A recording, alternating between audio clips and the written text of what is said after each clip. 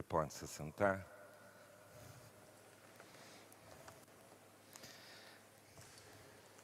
Você não pode firmar a sua vida nas circunstâncias. Você não pode firmar a sua vida nas promessas de homens que são mortais. Você não pode firmar a sua vida nas ideologias, nos conceitos que a humanidade divulga. Você não pode firmar a sua vida naquilo que o ser humano pensa. Você não pode firmar a sua vida nas habilidades e capacidades pessoais. Você precisa, para ter uma vida segura, estar firmado em Cristo. Essa tem sido a nossa temática neste mês. Essa série vai tratar desta firmeza, essa consolidação que você precisa ter em Jesus. Pastor Eli, o missionário Eli, falou na semana passada sobre um episódio na vida de Davi, firmado em Cristo, mantendo posição, com compromisso, com firmeza e com entrega. Hoje eu quero convidar você a abrir sua Bíblia lá no livro do profeta Daniel, capítulo 3, versículos 13 a 15. É um texto um pouquinho extenso, mas gostaria que você acompanhasse comigo, 13 a 18, perdão. Daniel 3, 13 a 18. E se você puder permanecer com a sua Bíblia aberta, que nós vamos olhar um pouquinho para esse texto e o seu entorno. O texto bíblico diz o seguinte: então Nabucodonosor, irado e furioso, mandou chamar Sadraque, Mesaque e Abednego, e trouxeram estes homens perante o rei. Falou Nabucodonosor e lhes disse: é verdade, ó Sadraque, Mesaque e Abednego, que vós não servis a meus deuses, nem adorais a imagem de ouro que eu levantei? Agora, pois, estáis dispostos, e quando ouvirdes o som da trombeta, do pífaro, da cítara, da harpa, do saltério, da gaita de foles, prostrai-vos e adorai a imagem que fiz. Porém, se não adorardes, sereis no mesmo instante lançados na fornalha de fogo ardente. E quem é o Deus que vos poderá livrar das minhas mãos? Responderam Sadraque, Mesaque e Abednego ao rei: ó Nabucodonosor, quanto a isto, não necessitamos de te responder. Se o nosso Deus, a quem servimos, quer livrar-nos, Ele nos livrará da fornalha de fogo ardente e das tuas mãos, ó rei. Senão, fica sabendo, ó rei, que não serviremos a teus deuses, nem adoraremos a imagem de ouro que levantaste. Pai, nós queremos agradecer pela tua palavra, e porque ela foi registrada com um propósito para que a gente creia, e creia que Jesus foi enviado do Senhor, e nele a gente possa ter vida.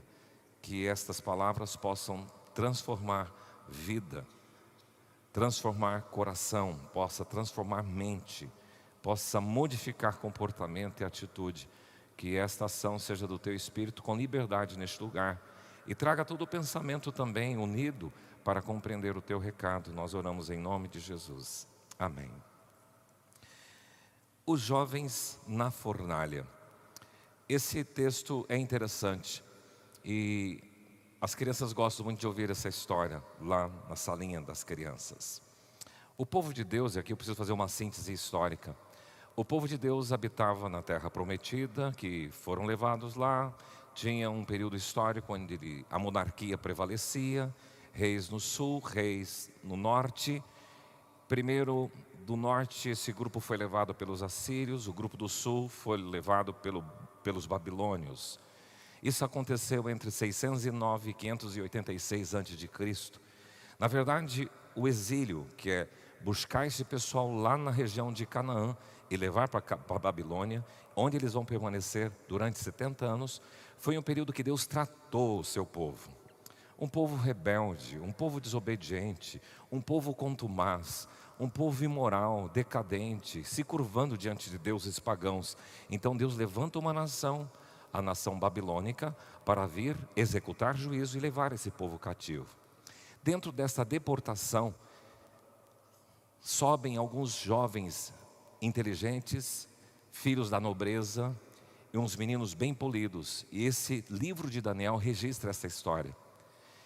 Dentre esses jovens, então, surgem Daniel, Ananias, Azarias e Misael. Quando eles chegam na Babilônia, foram escolhidos, porque o rei Nabucodonosor pediu para separá-los. Eles têm um tratamento diferenciado. Lá eles são mudados de nome. O nome deles passa a ter um nome agora persa, um nome babilônico. O Daniel de Beltesazar, o de Ananias, de Sadraque, o de Misael, de Mesaque, e Azarias, o de Abdenego. Então esse texto que lemos conta essa história desses 3 moços. Daniel não aparece nessa cena da fornalha, e o imperador Nabucodonosor solicita para que eles sejam tratados e instruídos em toda a ciência babilônica, em todo o conhecimento e sabedoria, e que fossem competentes para assistirem ao palácio real na Babilônia. Pois bem, não é fácil viver exilado. Outra língua, outra cultura, outro povo, outra comida, e eles tiveram que se contextualizar, mas Deus era com estes, Daniel e seus amigos, e eles se destacaram naquele lugar. Mas dentro da história, nesse texto de Daniel 3, Nabucodonosor decidiu fazer uma estátua de ouro, e ele fez uma estátua de 27 metros de altura por 2,7, 2 metros e 70 centímetros de largura. E ele deu uma ordem que todos deveriam, ao som dos instrumentos, se curvarem diante daquela estátua. Os judeus, Sadraque, Mesaque e Abdenego, eles tinham um pacto com Deus, e eles não se curvaram, e alguns caldeus, vendo isso, queria dedurar estes homens, e assim o fizeram. Nabucodonosor, aqueles judeus que o Senhor trouxe para cá, não se curvaram diante da imagem, diante desta estátua de ouro que o Senhor levantou. Então o texto bíblico diz que Nabucodonosor se encheu de fúria e ordenou que se acendesse uma fornalha 7 vezes mais do que se costumava, e ordenou aos homens mais poderosos do seu império, do seu exército, que atassem a Sadraque, a Mesaque, a Abdenego, e lançasse-os na fornalha ardente. Então esses homens foram atados com seus mantos. Então você imaginam, eles foram cheios de tecido, mantos, túnicas, chapéus e outras roupas, foram amarrados e lançados na fornalha sobremaneira acesa. E estava tão forte o fogo e a chama, que no versículo 22 diz que as chamas do fogo mataram os homens que lançaram de cima para dentro Sadraque, Mesaque e Abdenego. Então o rei, diz o texto bíblico, na narrativa, ele se espantou e percebeu que naquela fornalha tinha 4 homens. Ele disse: nós não lançamos 3 homens atados dentro do fogo? E eles responderam: é verdade, ó rei. E tornou ele e disse, versículo 25: eu porém vejo 4 homens soltos que andam passeando dentro do fogo, sem nenhum dano, e o aspecto do quarto é semelhante ao filho dos deuses. Então Nabucodonosor chegou-se à porta da fornalha e chamou Sadraque, Mesaque e Abdenego: saí.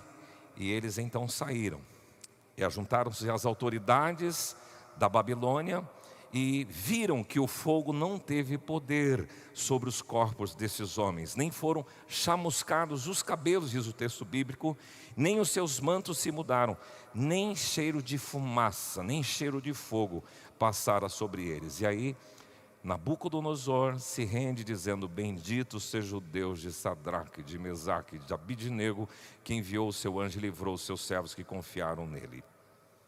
Onde Cristo aparece nesta história? Porque nós temos trabalhado o tema firmados em Cristo. O 4º homem, a proposta é que esse 4º homem é uma teofania. Teofania, teo é Deus, fanerol ou fanol é manifestação.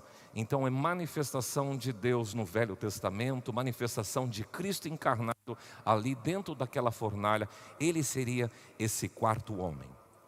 E o que parece dentro do conceito messiânico, porque todo judeu, ele aguarda a vinda do Messias. O Messias é prometido desde Gênesis. E o judeu de carteirinha, bíblico, que conhecia a Torá, ele aguardava a vinda desse Messias. Então, a ideia de que a fé de Sadraque, de Mesaque e de Abdenego estava firmada no Messias prometido, um Messias vivo e verdadeiro, um Deus vivo e verdadeiro. E aqui eles demonstram algumas evidências de uma vida firmada em Cristo. Eu quero falar com você sobre 4 evidências de uma vida firmada em Cristo que esses homens manifestaram.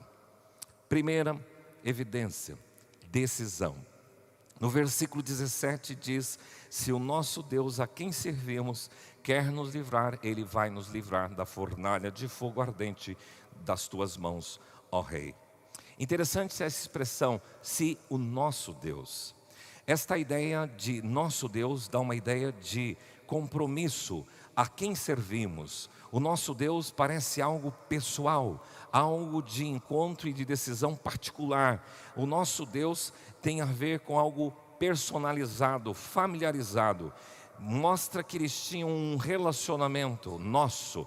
É como a gente ora a oração de Jesus, Pai Nosso, porque nós temos uma relação com esse Deus Criador. Em algum momento remoto na vida de Sadraque, Mesaque e Abdenego, eles chegaram diante do Deus Criador dizendo: Tu és o nosso Deus. Aquele pacto que o Senhor fez lá no Monte Sinai, através das tábuas da lei, através de Moisés, nós somos aliançados. Então eles decidiram seguir ao Deus Javé. Eles foram criados no princípio do judaísmo. Eles com certeza receberam a influência familiar, porque todo judeu decora Deuteronômio 6, dizendo: essas palavras, que é o Shema Israel, essas palavras que hoje te ordeno, estarão no teu coração. Você vai inculcar aos seus filhos, você deverá falar dessa palavra andando pelo caminho, ao assentar-te, ao levantar-te, escreverás nos umbrais. Então eles foram massificados por esta palavra, e eles tomaram uma decisão, fizeram bar mitzvah, fizeram o seu compromisso de filho da bênção, e eles assumiram esse compromisso do Senhor com o Senhor. A quem servimos? Não é só um compromisso de aliança com Deus, mas sem relação compromissal, sem responsabilidades. Eu tenho um compromisso, decisão com meu Deus, mas é uma decisão que me envolve, a quem eu dedico a minha vida, a quem eu sirvo. Anos antes, um líder em Israel estava para se despedir do seu povo, o que substituiu Moisés, o Josué, e ele então chama o povo, diz: olha, estou para partir, e conclamando o povo, vocês têm que escolher a quem vocês querem servir. Se aos deuses dos amorreus, os deuses dos filisteus, ou ao Deus Javé. E ele faz uma declaração muito bonita: eu e a minha casa serviremos ao Senhor. Então Sadraque, Mesaque, Abdenego, ele tem uma evidência que a fé dele está firmada no Messias, firmada em Cristo, por causa de uma coisa aqui, por causa da decisão. Não se atesta uma fé sem que ela seja comprovada por uma decisão que a pessoa tem que fazer. Eles haviam decidido seguir e servir ao Deus Javé, ao Deus Criador de todas as coisas, ao Deus de Abraão, de Isaque e de Jacó, ao Deus que fizeram aliança, que fez aliança com o seu povo, ao Deus de Davi que prometeu o Messias. Sim, eu decidi seguir e ter um compromisso com Deus vivo, com Deus dos meus pais. Segunda evidência, presta atenção aqui, por favor. Convicção. Quando eles declaram: se o nosso Deus quer livrar-nos, Ele nos livrará da fornalha do fogo ardente e das tuas mãos, ó Rei. Isto para mim é convicção.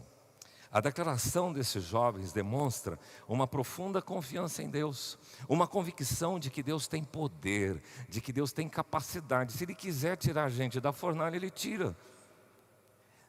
Alguém já declarou esta frase: não diga a Deus o tamanho dos seus problemas, mas diga aos seus problemas o tamanho do seu Deus. Era esta fé que Sadraque, Mesaque e Abdenego tinha.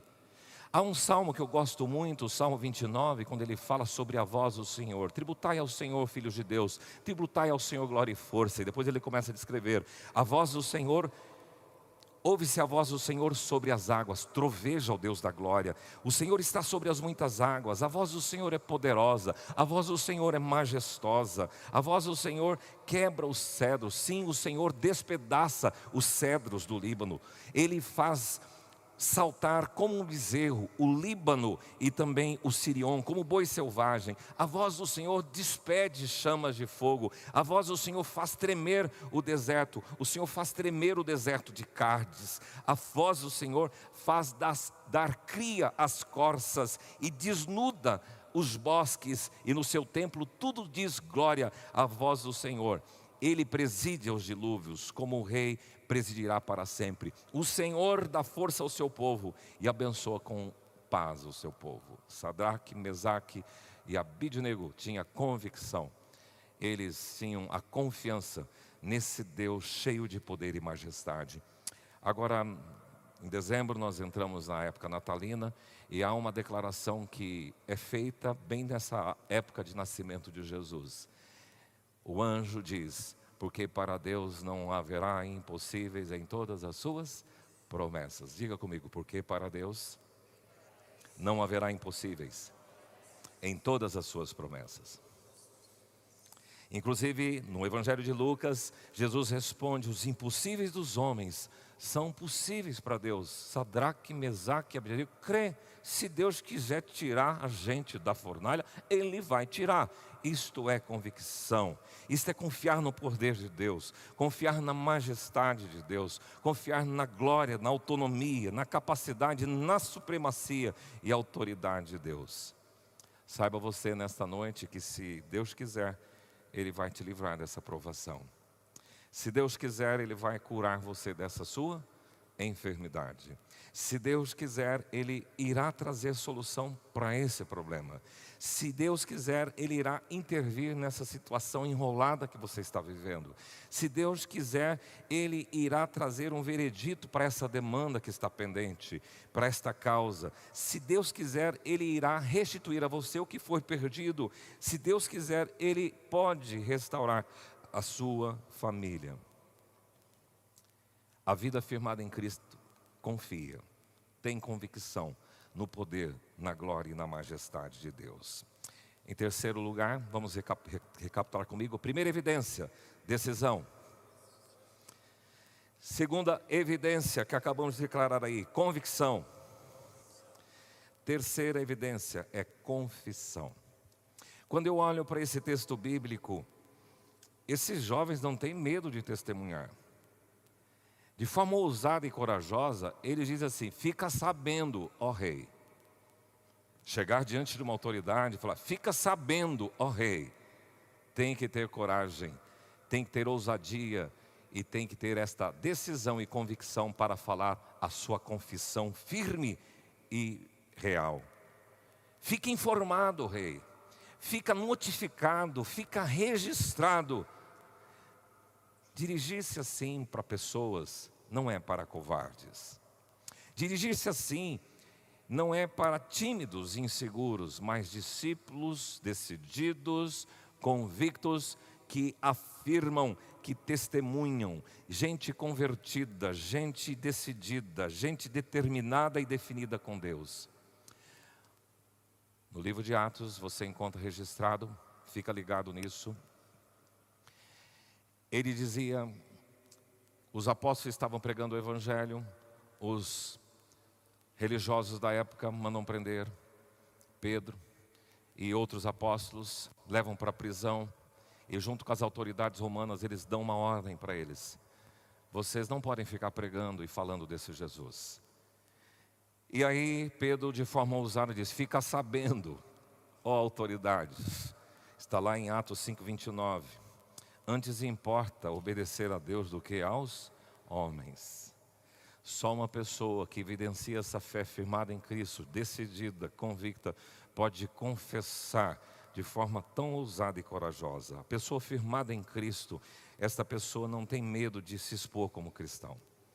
Hoje mudou muito, mas na minha época de crente e juventude, a gente ia para a igreja com a Bíblia impressa. E tinha muita gente que tinha vergonha de carregar a Bíblia.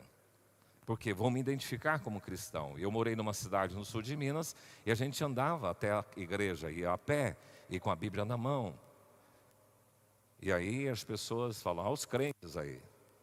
Eu estava esses dias atrás em Capitólio e vi uma mulher que estava dizendo, olha, aquele pessoal, aquele grupo vai num barquinho, e o cara tinha levado um monte de bebida, e falou, se tiver um monte de crente, você vai ver o que é bom. Há um preconceito com relação aos cristãos. E você tem que ter coragem para assumir lá na universidade que você é um discípulo de Jesus. Você não é um agente 007 de Cristo para que ninguém saiba quem você é lá na sua empresa. Você não pode ser um camaleão que se esconde e ninguém percebe quem você é. Você não é um crente agente secreto. O crente de Jesus, ele pela sua postura, pelo seu comportamento, ele mostra quem é Jesus. E também pelas suas palavras. Eu trabalhei 35 anos no banco e me recordo que nos últimos anos eu recebia na minha empresa, trabalhava, fazia o meu serviço, mas eu tinha oportunidade e me era dado esta chance de testemunhar. Quando os produtores rurais iam assinar a cédula de crédito agrícola, o gerente reunia, chamava para um café da manhã, Edson, traz uma palavra e faz uma oração. Então a gente tem que aprender a confessar, a testemunhar, a proclamar, a dizer quem é Jesus para mim. E as pessoas precisam conhecer, assumir publicamente. Por isso que Jesus diz assim, todo aquele que me confessar diante dos homens, eu confessarei diante do meu Pai que está nos céus. Mas todo aquele que me negar diante das pessoas, eu negarei diante do Pai que está nos céus. Não se envergonhe de seguir Jesus.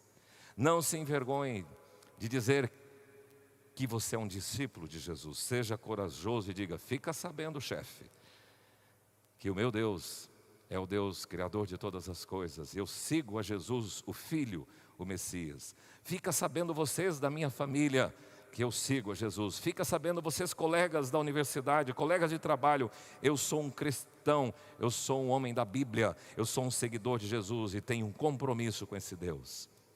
Meu amado, você tem muitas oportunidades de testemunhar de Jesus. Em último lugar, repita comigo, quais são as 3 evidências que a gente já viu? Primeiro, decisão. Segundo, convicção. Terceiro, confissão. E a 4ª evidência, rendição.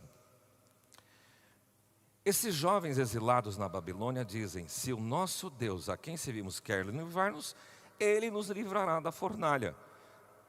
Depois do versículo 18, se não, fica sabendo, ó rei, que a gente não vai servir o teu Deus. Se Ele livrar, Ele é Deus. Se Ele não livrar, continua sendo Deus. Ou seja, Deus é Deus a despeito de qualquer situação. Para mim eu vejo aqui uma linda sujeição de Sadraque, de Mesaque e de Abidnego. Não se trata de uma espiritualidade da barganha. Eu vou servir a Deus porque Ele é bonzinho comigo. Eu dou o dízimo porque Ele me faz prosperar. Eu vou à igreja porque isso, porque aquilo. Não. Eu sirvo a Deus por quem Ele é. E não por aquilo que Ele faz. Alguns anos atrás eu ouvi uma meditação sobre a aposta que Satanás fez com Deus. Quando Deus disse assim, você viu meu servo Jó? Homem reto, íntegro e que se desvia do mal. Satanás diz, também, o Senhor dá tudo para ele. E Deus permite tocar nos bens, na família, exceto a esposa, e nos filhos de Jó. Satanás apostou que Jó servia a Deus por causa de tudo que ele tinha. E Jó demonstrou que ele servia a Deus por quem ele é. Quando eu escutei essa palavra muitos anos atrás, eu fiquei pensando comigo mesmo, se Deus tirasse todo o seu prestígio, tirasse as suas condições financeiras, econômicas, se ficasse sem saúde, se você ficasse sem a sua família, só o seu cônjuge, você continuaria servindo Deus? Jó fez isso, porque essa é a espiritualidade cristã, a espiritualidade demoníaca. Eu sirvo a Deus por aquilo que Ele faz. A espiritualidade demoníaca serve a Deus por aquilo que Ele faz. A espiritualidade cristã serve a Deus por quem Ele é. Por isso, aqui entra uma rendição. Eu estou subordinado, sujeito à soberania de Deus. Se Ele quiser fazer, muito obrigado, Senhor. Se Ele não quiser fazer, seja louvado e exaltado o Teu nome, Senhor. Jesus fez isto. Pai, afasta de mim este cálice, mas não seja como eu quero. Se o Senhor quiser, o Senhor me livra da cruz. mas se o Senhor não quiser, o Senhor me leva para a cruz. Não seja como eu quero, e sim como tu queres. Essa foi a postura de Abacuque, que diz que ainda que a figueira não floresça, ainda que não haja fruto na videira, o produto da oliveira minta, não haja gado no curral, ainda que todas as coisas estejam desfavoráveis, eu vou confiar no Senhor. Porque eu sirvo ao Deus não por aquilo que Ele faz, mas por quem Ele é. Esta é uma evidência de uma pessoa firmada em Jesus. Ela é rendida à soberania do Senhor. Estes jovens, concluindo, nos ensinam sobre o que é uma vida firmada em Cristo. Eles evidenciam isso através da decisão, da convicção, da confissão e da rendição. Pedi para a Néia compartilhar um testemunho da nossa vida de alguns anos atrás. Em 2015, no final de 2015, o Gabriel casou, então início de 2016, eu fui fazer uma série de exames, até porque eu achava que estava um pouco cansada por conta do casamento e tudo mais. Mas aí, quando na chegada do resultado, apareceu um diagnóstico de câncer na tireoide. E aí eu me lembro que eu corri antes de dar a notícia, né, antes de passar isso para o meu esposo. Aí eu corri para o meu quarto de oração, coloquei diante do Senhor. E aí depois nós tivemos que passar pelo processo. É claro que eu queria que o Senhor, né, desse e que eu não precisasse passar pelo processo, mas nós tivemos que passar pelo processo, fazer a cirurgia e depois fazer o tratamento e iodoterapia. Então tive que ficar em São Paulo, então todo o processo. Mas algo assim que me marcou muito, porque no decorrer desse diagnóstico e desse processo também é muito difícil, vinha muito medo, e eu percebi assim, a primeira coisa que eu fiz foi viajar mergulhar dentro do livro de Jó. Então, quando eu olhava para a palavra, eu confiava, mas quando estava fazendo as coisas normais, o medo vinha. E aí, algo assim que foi muito edificante também para as nossas vidas, porque o Edson, ele sempre fala que o número, né, a marca da besta 666. E aí a marca do cristão, ele tinha, que era 12:35. 13:35, que vós sereis conhecidos, que sois meus discípulos, se tiverdes amor um para com os outros. E quando nós chegamos no hospital, nós fomos fazer o tratamento em São Paulo, a cirurgia. Então, o Beneficência Portuguesa é enorme. Quando nós chegamos na porta do quarto, onde eu ia ficar internado, o Gabriel estava comigo, e o número do quarto era 13:35. Aí o Gabriel correu no celular para ver o texto e falou: olha, mãe, né? E aí nós assim compartilhamos e pudemos ver o amor de Deus, o cuidado dele em todo o tempo. E algo que marcou muito nesse processo, né, de tempo e tudo mais, foi uma canção, né? Se Deus fizer, Ele é Deus. Se Ele não fizer, Ele também continua sendo Deus. Por quê? Porque quando também entendi, e isso eu declarei, algo mudou, uma chave assim foi virada na minha vida. Porque quando eu, em oração mesmo, naquele quarto, né, Senhor, e se o Senhor fizer, o Senhor é Deus, mas se o Senhor não fizer, se o Senhor me levar, o Senhor continua sendo Deus. Então parece que algo mudou, uma chave foi virada. E isso assim, para a glória do Senhor. Passamos por esse processo, recebi a alta, né, lá do médico de lá, e continuamos firme nessa caminhada. Amém.